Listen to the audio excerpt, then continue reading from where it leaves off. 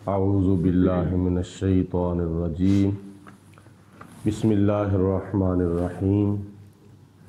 कुरान मजीद फ़ुरक़ान हमीद की सूरत नहल की आयत नंबर 111 से समाअत फरमाएँ। अल्लाह ताला इरशाद फरमाता है, यौमा ताअती कुल्लु नफ्सिन तुजादिलु अन नफ्सिहा। वो क़यामत का दिन याद करो जिस दिन हर जान मैदान महशर के अंदर अपनी तरफ से झगड़ती हुई आएगी। यानी हर शख्स, हर जान क़यामत के दिन अपनी तरफ से झगड़ेगी।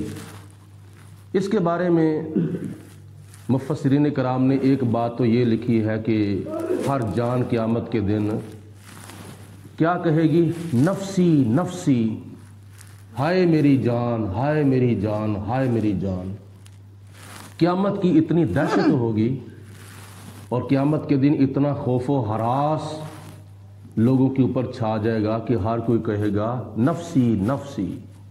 लेकिन नबी पाक अलैहिस्सलाम की लजपाली पे कुर्बान जाएं, हम सब कहेंगे नफ्सी नफ्सी। हुजूर फरमाएंगे उम्मती उम्मती, मेरी उम्मत, मेरी उम्मत, मेरी उम्मत। कैसी नबी पाक अलैहिस्सलाम को अपनी उम्मत के साथ मोहब्बत है। दूसरी बात मुफस्सिरीन ने इसके बारे में ये लिखी है कि रूह जिस्म के साथ झगड़ेगी और जिस्म रूह के साथ झगड़ेगा। रूह कहेगी, या परवरदिगार आलम, मैं तो टांगों से भी पाक थी और मेरे पाँव भी नहीं थे, मेरे हाथ भी नहीं थे, मेरी आंखें भी नहीं थीं, मेरे कान भी नहीं थे, मेरी ज़ुबान भी नहीं थी। तो इन अज़ा के साथ गुनाह होता है, गलतियां होती हैं। तो या अल्लाह, मेरी तो आंखें भी नहीं, कान भी नहीं, ज़ुबान भी नहीं, तो मैं तो जिस्म के अंदर गई थी तो फिर गुनाह हुए हैं।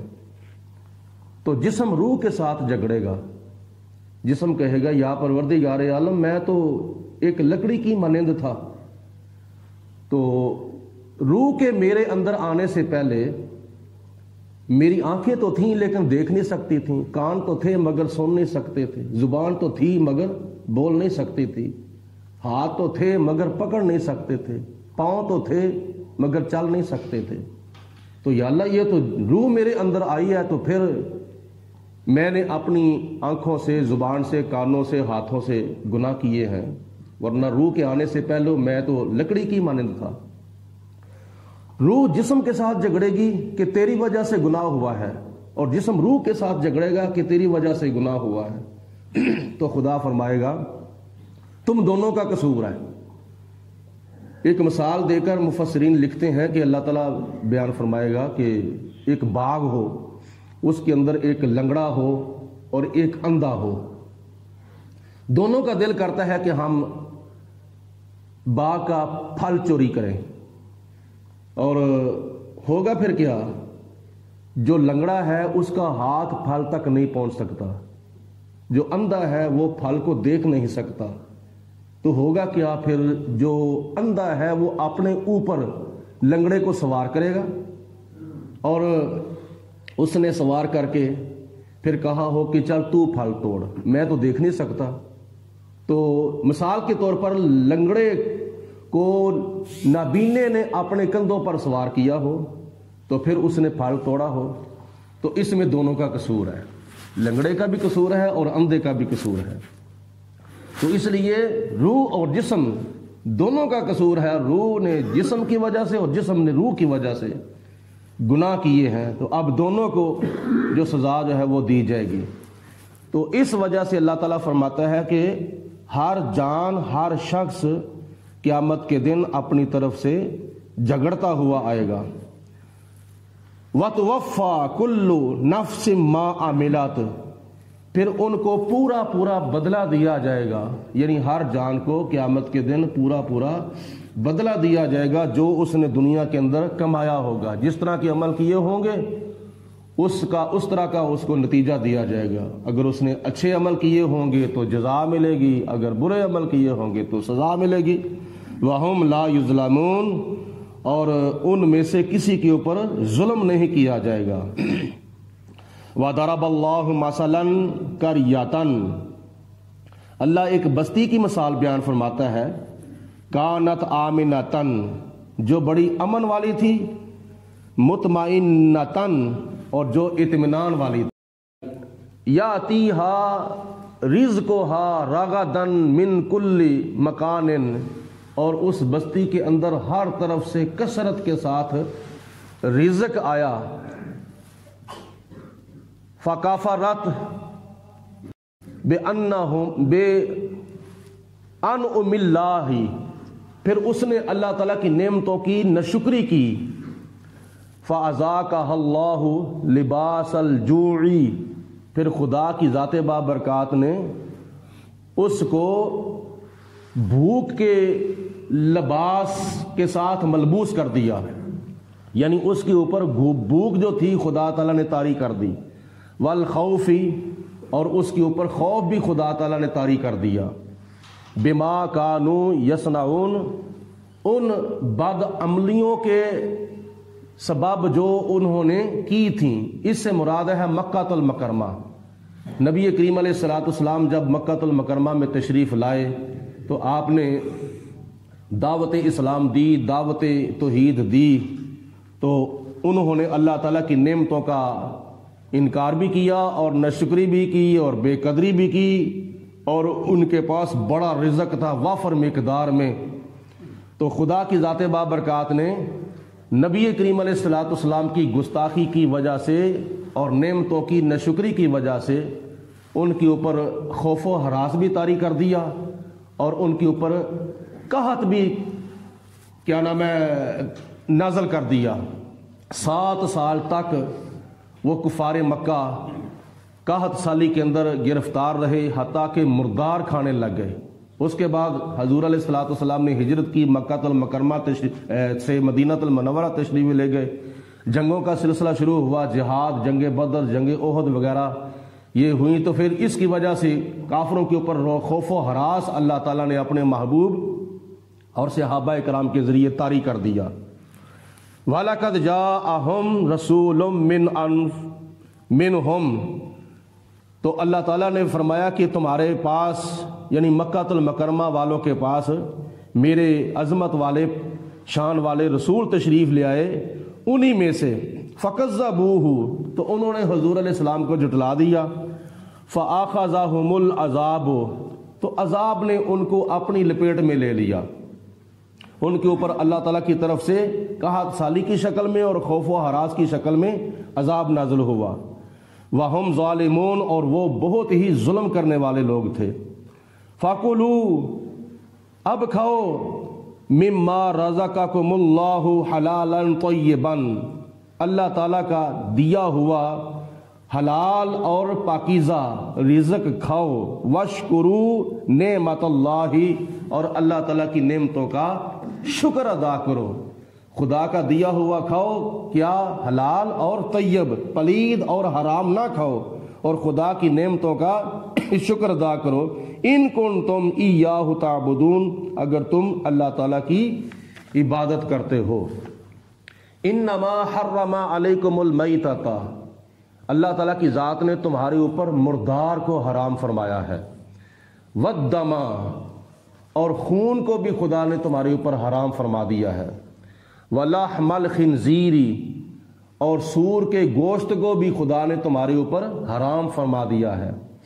چوتھے نمبر پر وما اہل بہ لغیر اللہ، وما اہل لغیر اللہ بہ، اور چوتھے نمبر پر وہ جانور بھی تم پر حرام کر دیا گیا ہے جس جانور کو ذبح کرتے وقت اللہ کے سوا کسی اور کا نام پکارا جائے، یعنی بسم اللہ اللہ اکبر کہنے کی بجائے اللہ تعالیٰ کے نام کی جگہ پہ کسی مخلوق میں سے اور کسی کا نام لیا جائے، کسی چاہے نبی کا نام ہی کیوں نہ لیا جائے یا کسی ولی کا نام ہی ذبح کے وقت کیوں نہ لیا جائے، وہ جانور حرام ہو جاتا ہے۔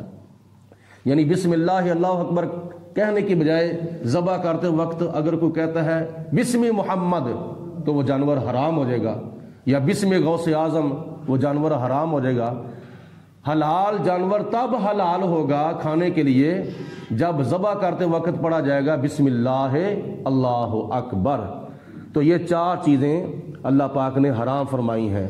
اس میں گنجائش خدا کی ذات بابرکات نے یہ دی ہے، فَمَنِ اضْطُرَّ، پس جو کوئی مجبور ہو، اتنا مجبور ہو کہ کوئی چیز اور کھانے پینے کے لیے ہے ہی نہیں ان 4 چیزوں کے علاوہ، تو خدا فرماتا ہے غیر باغن، نہ وہ خواہش کرنے والا ہو، ولا عادن، اور نہ وہ حد سے بڑھنے والا ہو، اس کا دل بھی نہ کرتا ہو کہ میں یہ حرام چیز کھاؤں، اور ضرورت کے مطابق 2-4 لقمے جس کی وجہ سے اس کی زندگی بحال رہ سکتی ہے، تو خدا تعالیٰ نے فرمایا فَإِنَّ اللَّهَ غَفُورٌ رَحِيمٌ، تو اللہ پاک اس کو معاف فرمانے والا اور بڑا مہربان ہے۔